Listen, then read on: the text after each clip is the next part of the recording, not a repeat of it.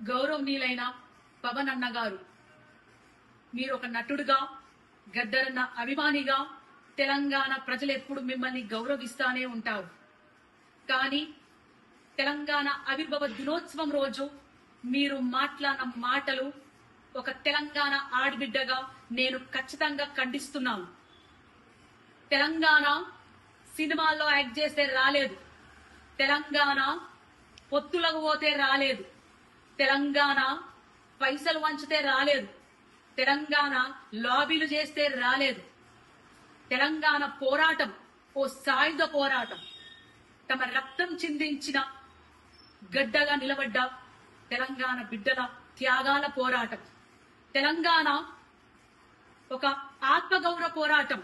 ఎవరిని ఒక బాధ పెట్టకుండా, ఎవరిని హింసించకుండా తమను తాము ఆహుతి చేసుకున్న శ్రీకాంత్ చారియే సాక్ష్యం.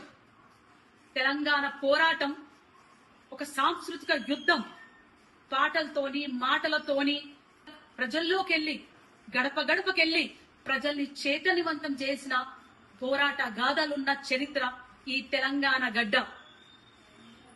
మా భూములు మావి, మా నీళ్లు మావి, మా పాలన మాది అనే ఒక నినాదంతో పల్లె పల్లె, గడప గడప త్యాగాలు చేసి సాధించుకున్న పోరాట గడ్డ.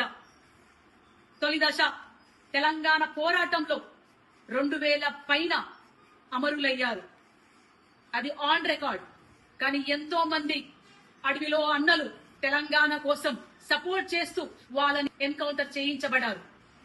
అట్లాగే మలిదశ తెలంగాణ ఉద్యమంలో ఎంతో మంది విద్యార్థులు, 1200 మంది విద్యార్థులు అమరులయ్యారు.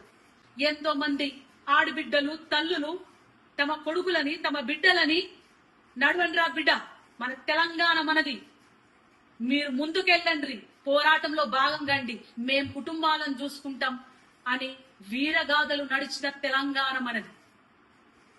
ఎస్, మీరన్నట్టే ఈ తెలంగాణ గడ్డ మా అయ్యల జాగీరే. మీరన్నట్టే నిన్న తెలంగాణ గడ్డ మా అయ్యల జాగీరు, ఈ రోజు మా జాగీరు, రేపు మా భావితరాల బిడ్డలు తెలంగాణ వారసులు. ఇది మా గడ్డనే, మా తెలంగాణ గడ్డనే, మా త్యాగాల గడ్డనే అని తెలియజేసుకుంటూ జై తెలంగాణ, జోహర్ తెలంగాణ అమరవీరులకు.